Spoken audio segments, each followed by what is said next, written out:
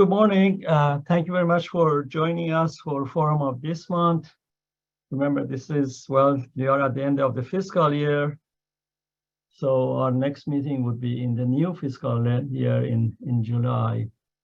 I am sure all of you are as busy as we are here, trying to get the end of Friday, I suppose, and finish the fiscal year. I know accounting is very busy. Our office is very busy. We have lots of proposals and awards to deal with in the next, including today, in 3 days.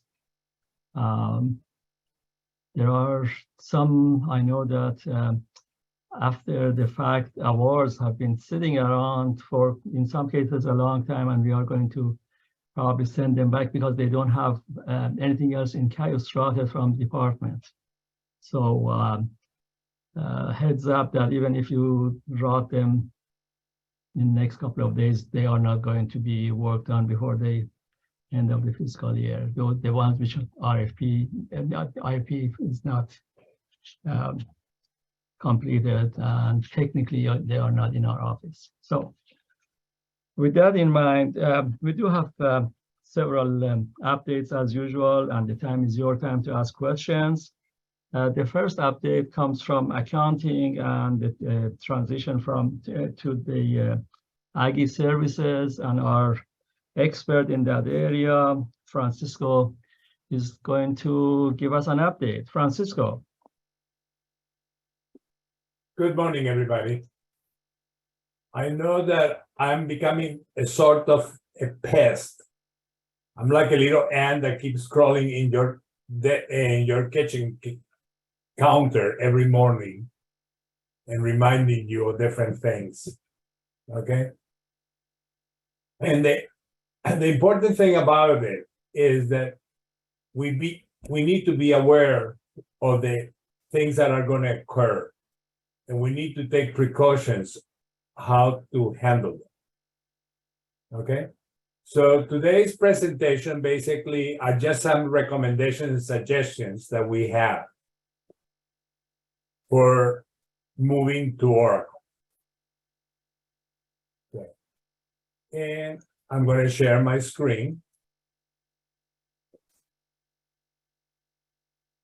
And that's the purpose of the presentation. It's just to give you some suggestions that will facilitate the transition to Aggie Enterprise.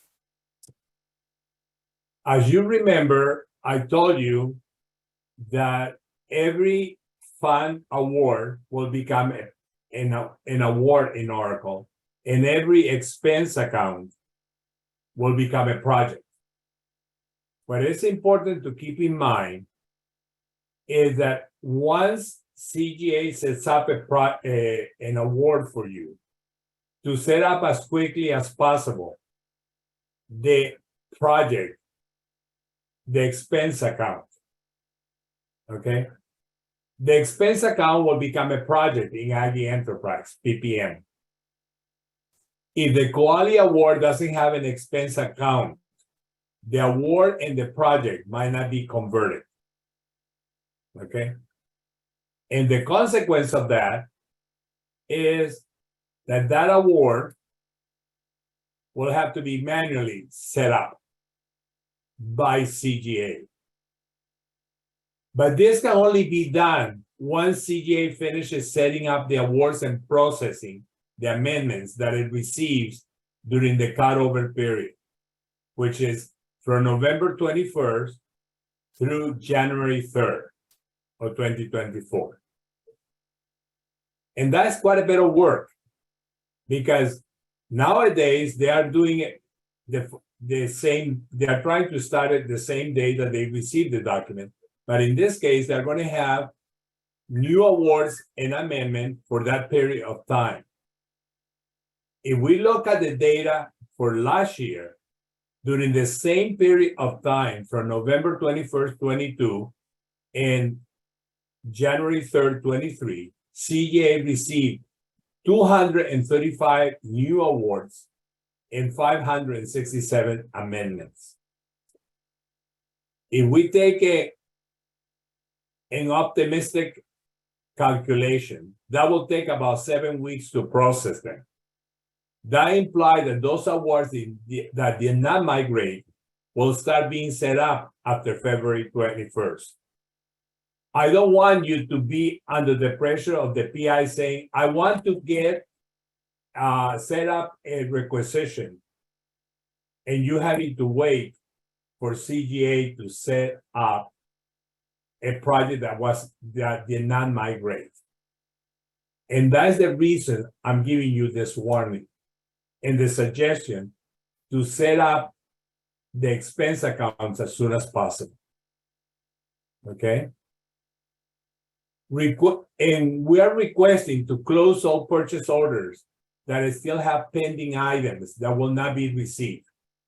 Sometimes the purchase order is done and they deliver all they could deliver, and there are some items that are still pending. If that purchase order is no longer going to be needed, please close it. Okay?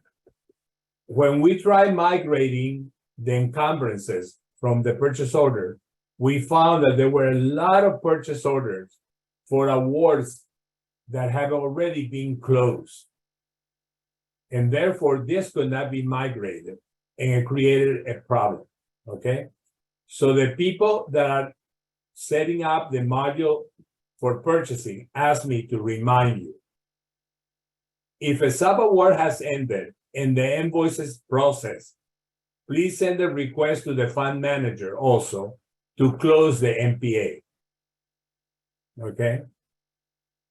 You don't need, if the sub-award has been completed, all invoices have been processed, you no longer need it. We can close it. And that's less data to migrate. Okay. Other things that you should take into account, clear overdraft. If an award has ended and it has an overdraft, we need to migrate it. But if you can clear the overdraft, it will be one less award to migrate. If a new expense account will be required during the cutover period or the beginning of 2024, set up that account and have it approved by November 17, 2023.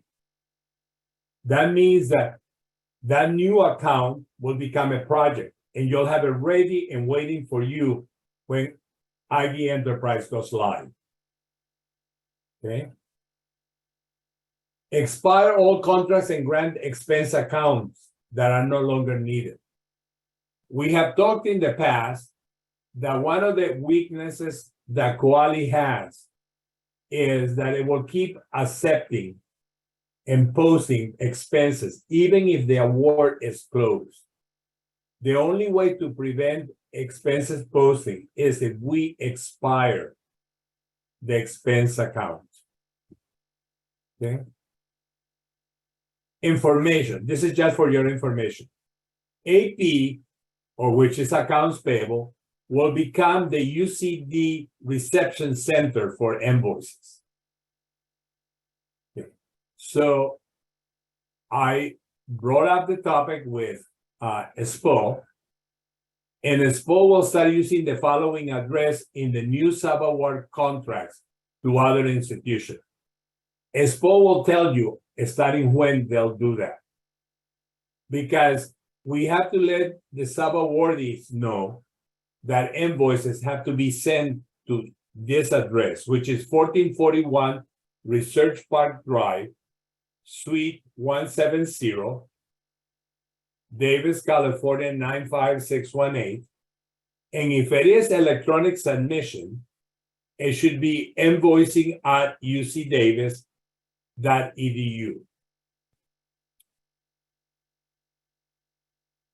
If you have any questions or commentary, suggestions, you can send an email to me, and there is my name and my email address, to Valerie Cruz, which is the team lead for PPM, or Stephanie Mata, which is the person in charge of cash management in the PPM module. Okay. And basically that's it. That's all the pestering I'm going to do today. Thank you, Francisco. And one thing I wanted to mention from, if I understand correctly, going through this process is not just because accounting or whoever on campus decided that we have to move to something else, but obviously the decision is here.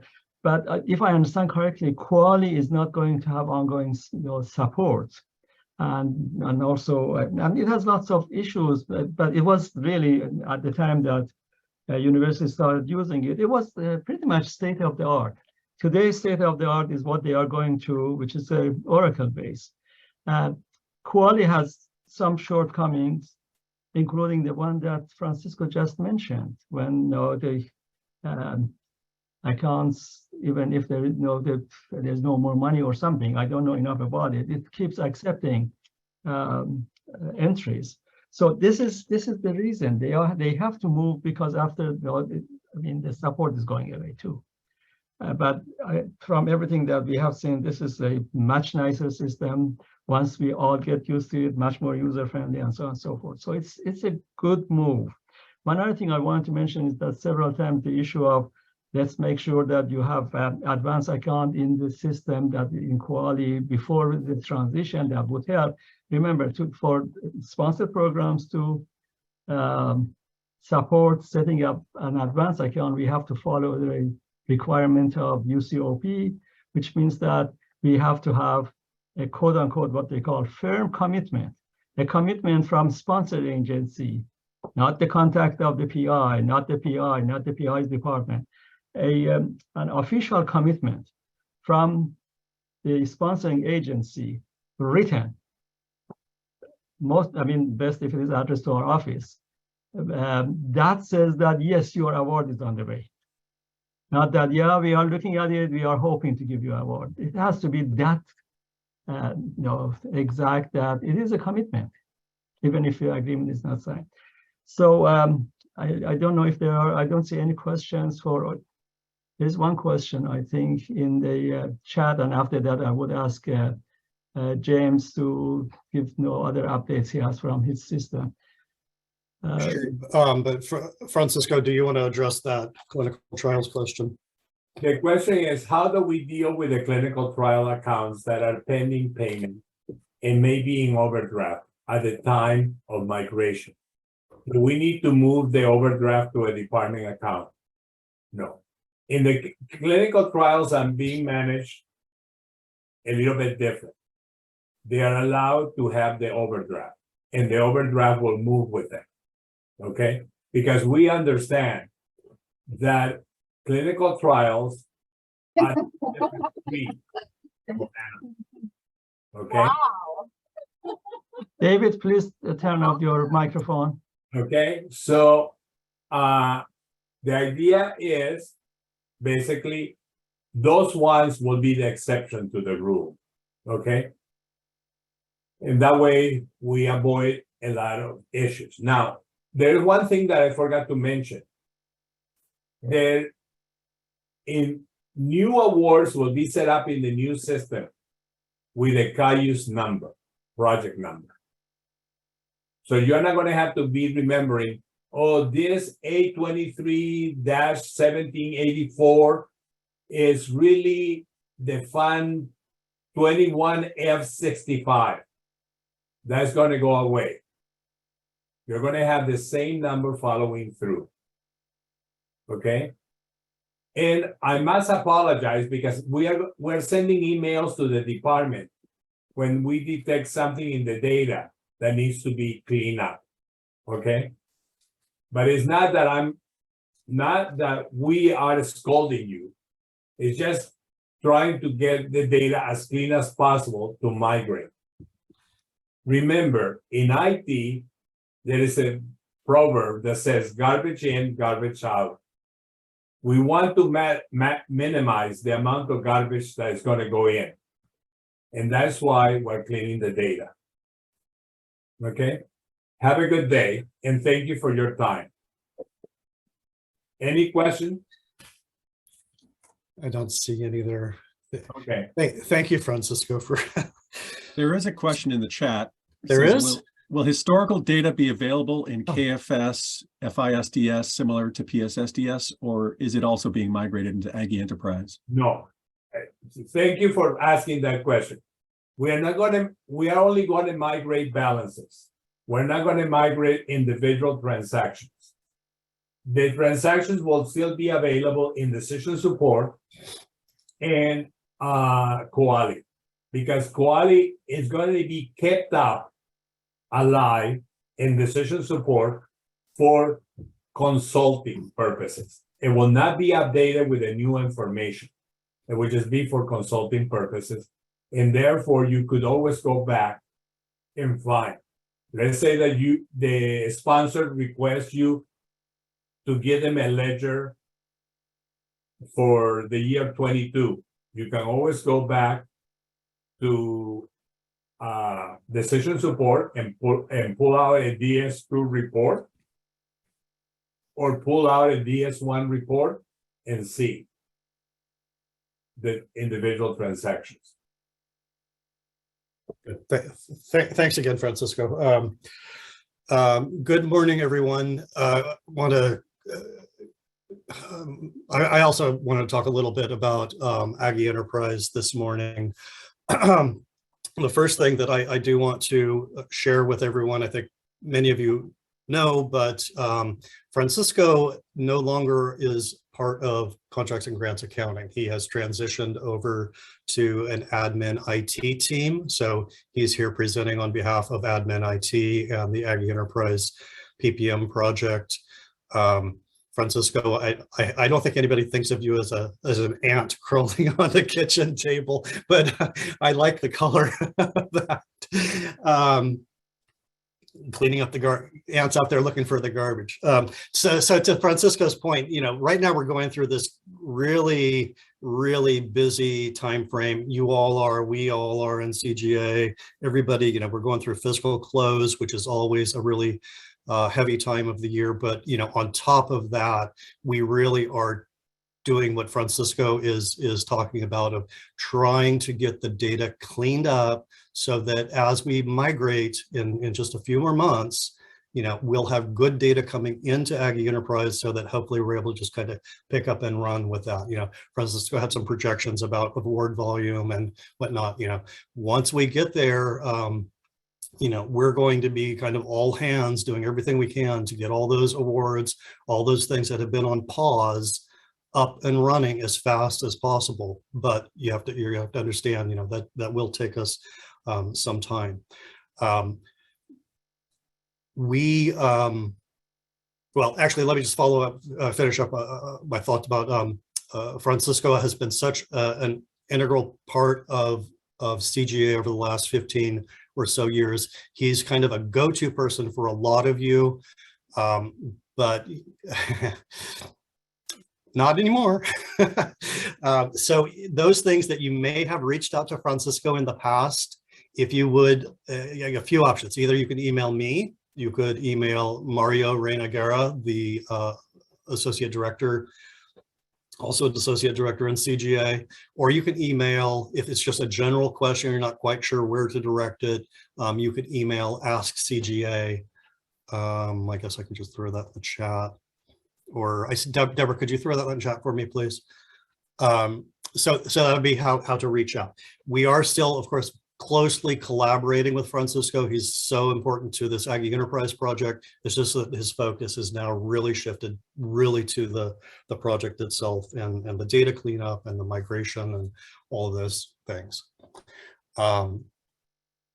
Yes, Max, Francisco is still, yeah, I think, I'm sorry, I didn't see your question, but yeah, Francisco is definitely there. You've got, we're like two years into this project.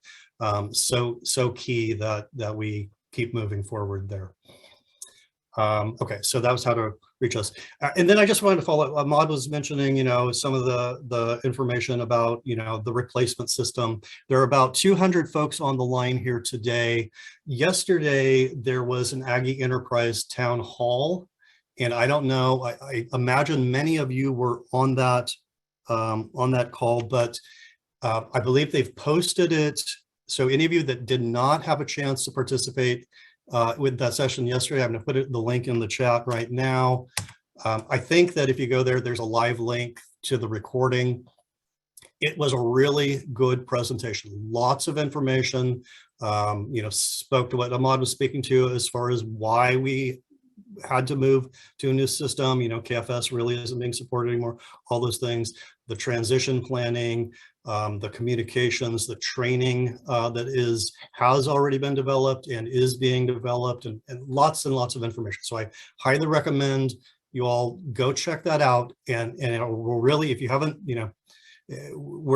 many folks are at different levels of engagement with the project so far, but we're kind of getting to that time frame where we're going to need everybody to start understanding what's happening, so that come January 1st or 3rd or whatever the actual date is, we're all ready to hop into that new system and keep the business running.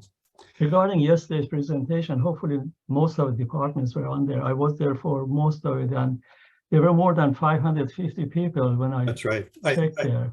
Alicia mentioned that she saw it hit 600 at one point. So there was a very big audience, which is great, just to keep that information going.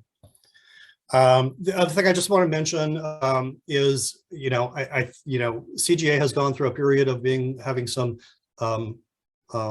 vacancies over the last number of months, year, I don't know, it's been a while. I believe, we're pretty much fully staffed at this point, where we're really focusing on trying to clear out some backlogs that unfortunately have developed on us.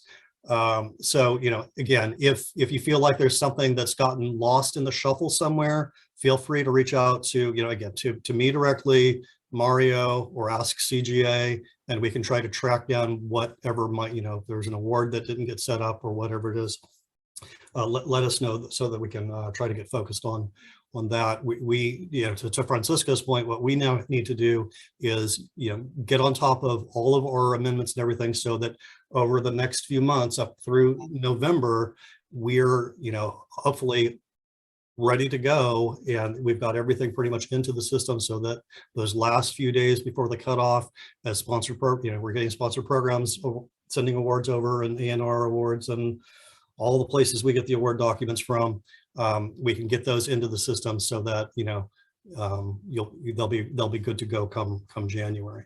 It's going to go fast here in the next few months. So that's all I have. I don't know if there are any more questions coming in. There's a question in the chat from Linda Zhao, who asked, when are department admin going to have PPM training and detailed instructions on how to handle those cutover dates in November? Linda, I would refer you to the Aggie Enterprise webpage that has all the information that's been developed and communicated so far as dates, cutover dates, training that is available, that will be available. I don't know all of those things right off the top of my head.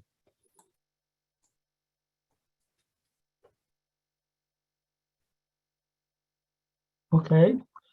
I don't see any more questions coming in, so still you would have a chance towards the end to ask additional questions. I'll look up the actual Aggie Enterprise website and put it in the chat here in just a second. James, there is a commentary. They are asking, you put a website. What is that website for? I took Yvette's question to mean, where is the website? Yvette, are you asking where is the website, or are you asking what was my link about? Let's answer the link. I think that's what it is. Regarding yesterday's. Yeah. So where is the website? Okay, I'll look up because the link I put in there, I think, was like to a news release or something. But I'll get you the link to the project website. Okay. Thank you, James and Francisco. Francisco, we definitely miss you in accounting, and we pick up that connection at Aggie Enterprise. So you are not going to be leaving, so the answers are on the table still. Let's go to Kelly. She's going to have some updates on proposals and sub awards. Kelly? Yes, good morning, everyone. I wanted to start out this morning with an update from the sub awards team. UCOP has recently been working on MCI items, and they have updated the Multi-Campus Award MCA commitment form. It will be issued and live on SPO's website beginning July 1st. Please begin using that updated commitment form effective that same day, July 1st. Does anybody have any questions about the updated form? So again, this is from UCOP and not from us. So we'll see how it goes. Okay, moving along, I'll delve into proposals. Please remember that SPO neither always receives IPFs the same day that you approve it, nor may we be able to work on it as received that day either, due to other required approvals in the routing chain, all of which are outside SPO, or if it's returned for additional documentation like a detailed budget or a PI certification. I highly encourage you to track the status of your IPF and CAIUS and reach out to others in the approval chain as needed to kind of move it along, or even to track the status of assignment in SPO. Please also be sure to refer to the notes tab in the IPF, as SPO will add a note with an explanation if a document is returned to a department for any reason. I bring this up because recently we have had people come to us and say, I submitted this a week ago, why hasn't it been assigned? And the answer is because it hasn't reached us. It's been pending approvals. I'm gonna back up. I see, can we summarize the update to the MCA commitment form? Oh, we just answered it. Perfect, thank you. For the commitment form, they've reduced it to 1 page rather than 2, and it's basically more streamlined. It doesn't really take away the information that's being asked. It just asks it in a more streamlined fashion. Thank you, Bea. Okay, does anybody have any questions about the IPF routing process?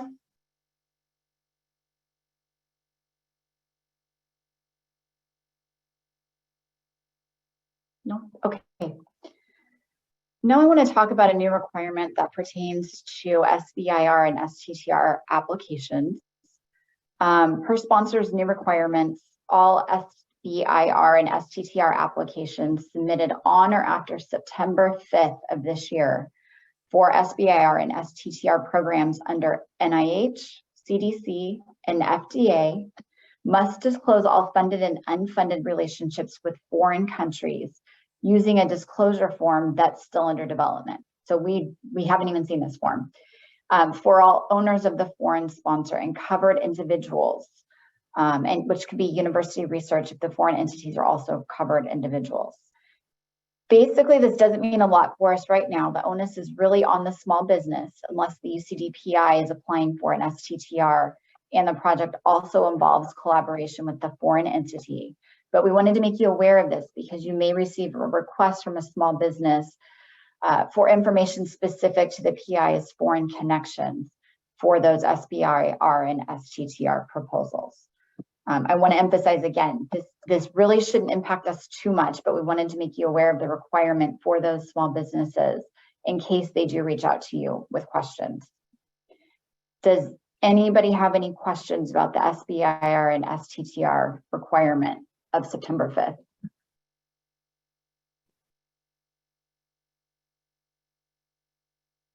Have you seen the form? I mean, I think the form is under construction, as you said, on the federal government side, or is it on our side? It's their side. It's their form. Okay, so yeah, there's. I mean, Kelly and I talked about this morning that one thing that just came to my mind is that depending on how they set up that form, and I didn't talk to Ms. Kelly because I just thought about it. It might be that they would set up the form in such a way that, as Kelly said, technically it shouldn't affect us a whole lot, unless it was STTR, I suppose. But they might set it up in the form that would say something as follows, that if a company is applying, obviously SBIR is from the company, not from university. If they are applying for award from these entities that Kelly mentioned, and we are getting a sub-award, they might go as far as saying that the PI of our sub-award, which has a relationship under that sub-award, is required to disclose all of their other relations with foreign entities. That might happen. I don't know the answer to that question at this point yet. And I just, again, I have been thinking about it. That's in the back of my mind. So in other words, even though there are no direct relations, they might ask that question. Do you, the PI of the SBIR award in university setting, have any connections with foreign entities? I mean, remember, this is, I know that it's more or less close to requirements of 700U, which is a one-to-one relationship with the company. But the question, I mean, in that case, I asked, do you have relation with this given company? On the general conflict of interest forms for federal government, they say that, do you have relations anywhere outside this research that might affect your performance, or is there any conflict? So if they go that far, then potentially every single PI of SBIR in university would also be affected. So I don't know. We don't know the answer. We have to wait to see the form. Is that fair, Kelly, the way you read it too? That's correct. Okay, thank you. Okay, my last topic for today pertains to the Department of Education and their grants management system. I just want to make you aware that on Monday, August 7th, the Department of Education is shifting from the G5 grants management system to a new G6 grants management system. The G5 URL is just going to redirect you to the G6 page, and it's just going to have a redesigned look. So if it looks different, just be aware it's okay. It's part of their process. Also, please note that effective that same day, August 7th, you'll be able to sign into the G5 and G6 systems from login.gov, and eventually login.gov is going to be the exclusive authentication system for G6, and that's being done to ensure compliance with federal security standards. Anybody have any questions about the change from G5 to G6?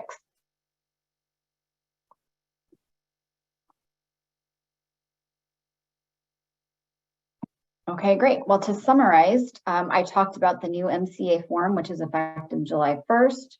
I talked about the routing process and when SPO starts working on an IPF.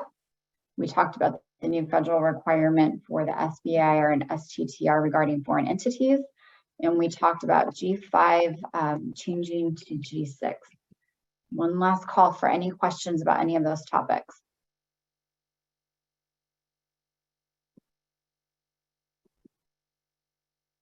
Processing time for subawards. We really try with subawards to get them out within 10 business days, but right now we are once again short-staffed. So we're doing the best that we can to process them as soon as possible.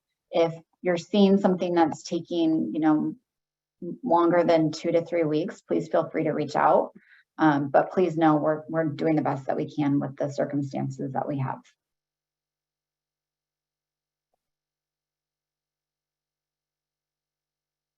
Okay, thank you very much, Kelly. Let's see, then you'll get some updates from the award side from Grace, talking about some streamlining of communications and so on and so forth. Grace, go ahead, please. Good morning, everybody. Yes, I'm also going to talk about streamlining some processes, but first I want to introduce Fernanda Bonini, who just joined us.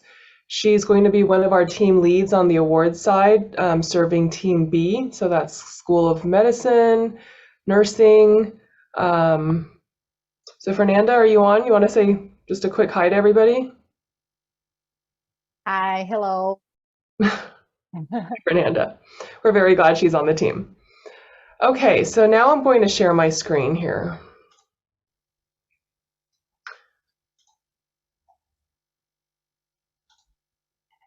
All right, you should be able to see that. All right, so here I'm going to talk about a slightly changed award assignment process. Very slightly changed. You'll still get the assignment emails notifying you that an award was received or confirming that your prior approval request was received by SPO and who the assigned analyst will be. But there are slight changes that will go into effect starting July 17th. Okay, so our current process is that the award notification or assignment email is sent with the award document attached from the awards inbox.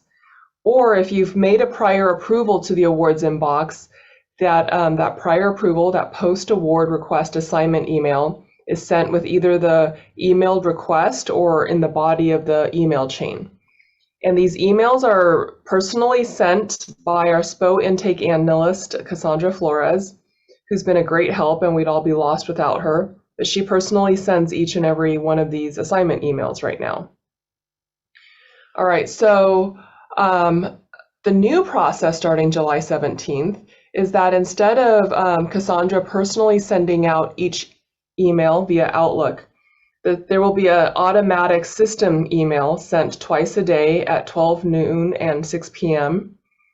And basically we trigger these emails to be sent within the Cayuse system. Our programmers have created a process so that the trigger will send out these automated emails. And it pulls the information from the Cayuse record to generate these emails. And right now the award assignments are attached to the email, but obviously with the system generated email, the award correspondence will be uploaded into the Cayuse project. And I'm going to show you what they're going to look like in the next slides. So this is what it's going to look like starting July 17th. The new award received assignment email will come from a system generated email. Do not respond back to them. But it will still copy the PI, the department admin, and the assigned SPO analyst. And it's going to say, basically, hey, attention, you've received an award for this project. We just want to notify you that your award document is here. And it's going to contain roughly the same information that it goes out in your award assignment email now. We've received an award from this sponsor for a project entitled this.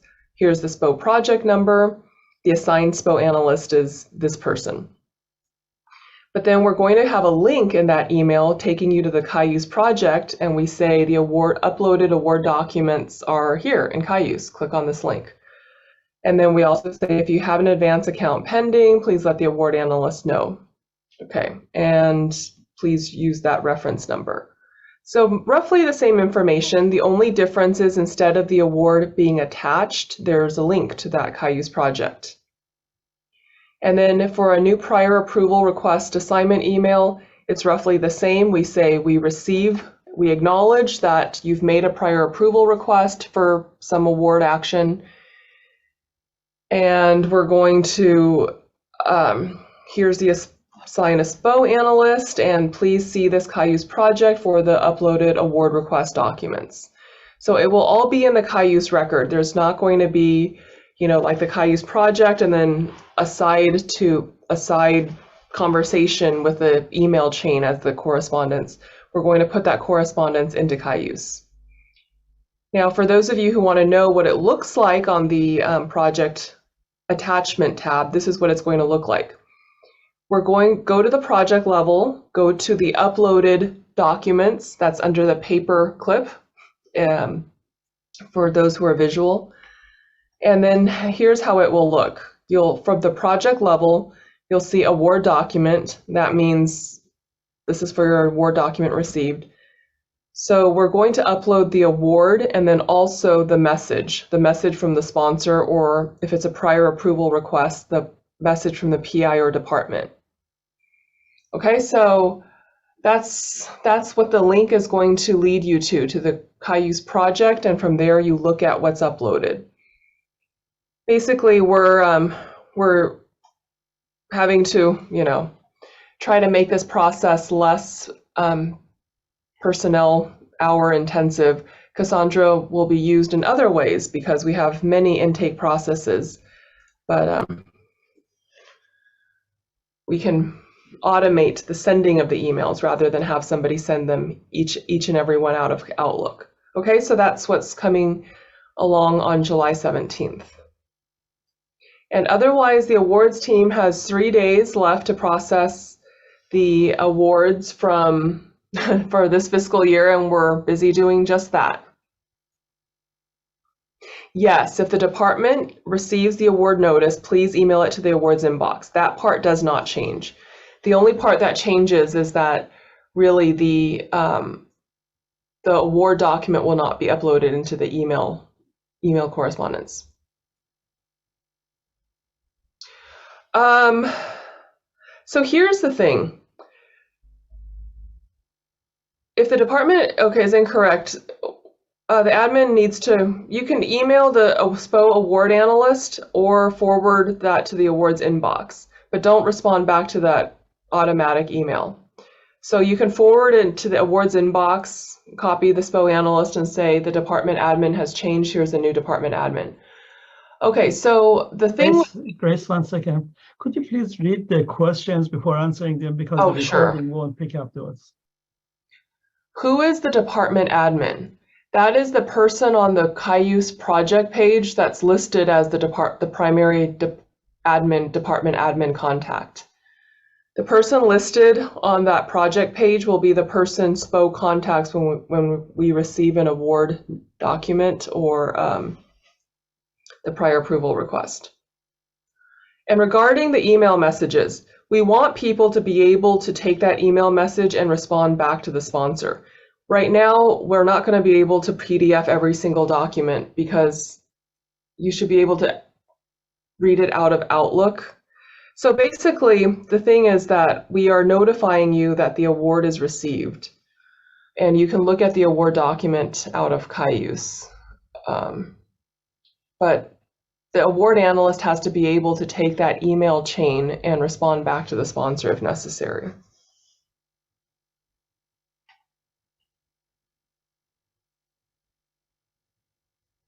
Okay. So I have could you make a little bit of clarification regarding the 2 emails? I heard that 2 emails during the day would go out. What are those 2 emails? Or I guess I want to make sure. Okay. Go ahead. It's twice a day. The triggers, so that you will receive emails around 12 noon and around 6 p.m. And the 6 p.m. email is not repeating what was sent in 12 noon. No, it's just anything new since the last email. Okay, that was a question that came to me. Right. Okay. So the system will pull whatever was newly created, meeting certain triggers, and will send out those emails during that time. Perfect. Okay. Thank you. I don't see any other questions for you, but again, we can come back if there are questions. So Perry, did you want to talk about the trainings? Yes, I do. Absolutely. So I am putting in the chat 2 links where you can see the upcoming fiscal year slate of training programs offered by the Sponsor Programs Office. And I'm going to share my screen so you can see what I'm talking about. So first off, we have a new series of quarterly research administration workshops. And these are classes on very specific topics. And if there is a lot of interest in those, then we will convert some of these classes to recurring annual classes.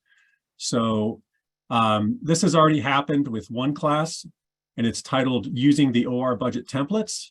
There was that was a well-received topic. So now we've made this a class that we are offering twice next year, once in October and then again in April.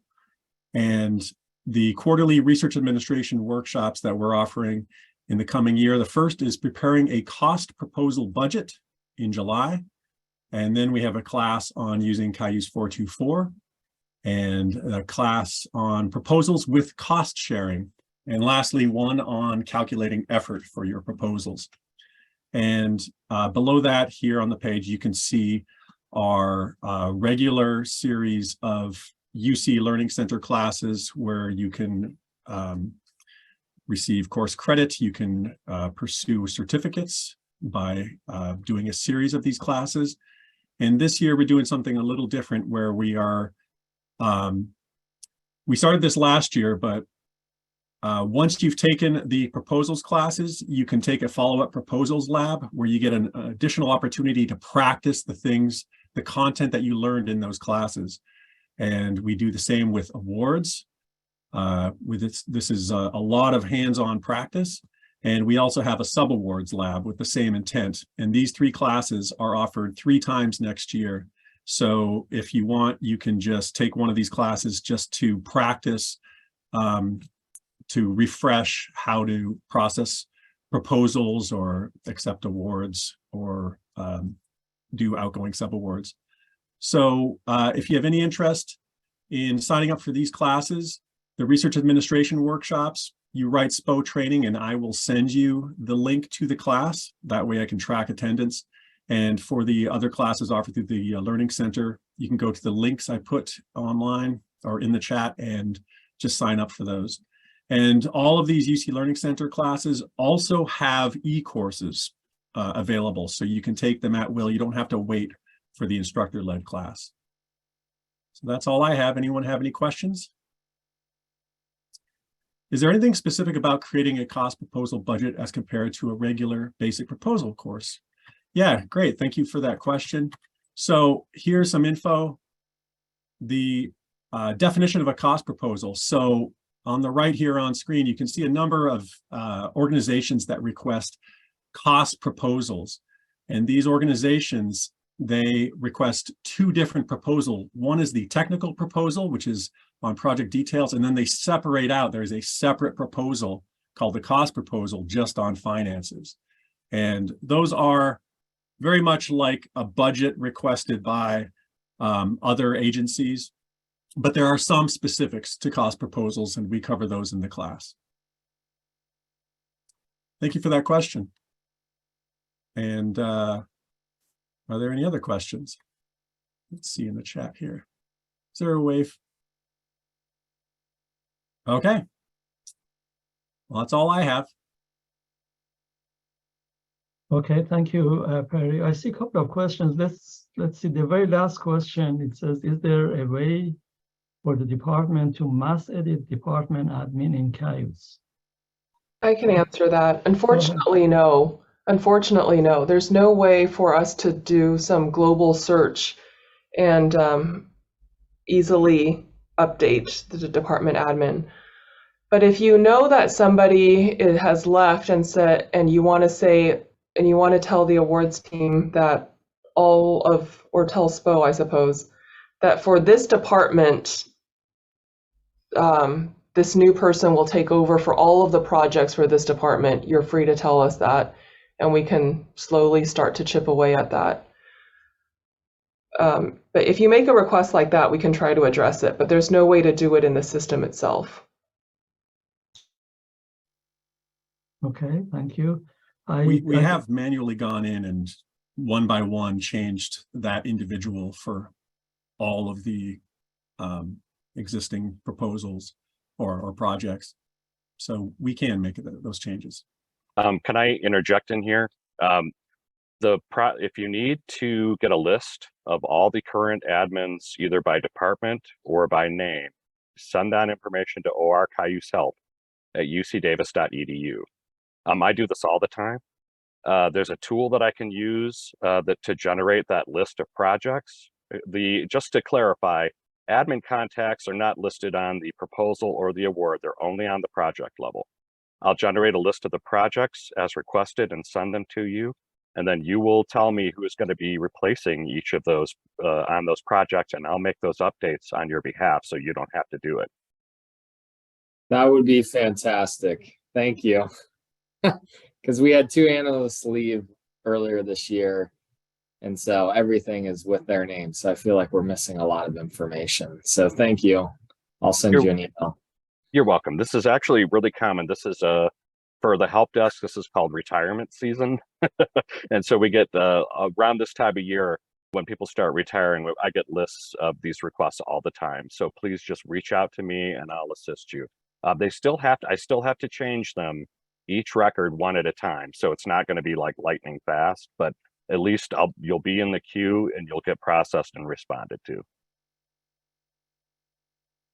Thank you, Perry and Terry, both of you. So we are at the end of our presentation. This is your time to ask questions about anything you heard or anything else you want to ask questions about in relation to my office and accounting.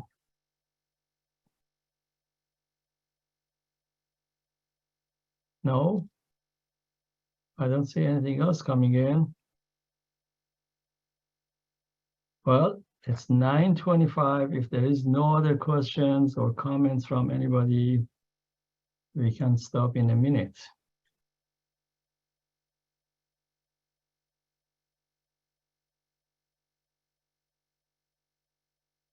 Okay, I guess the minute is over. Oh, there's one chat here. Let's see. Oh, it's a thank you. You're welcome, and see you all in the new fiscal year. Have a great rest of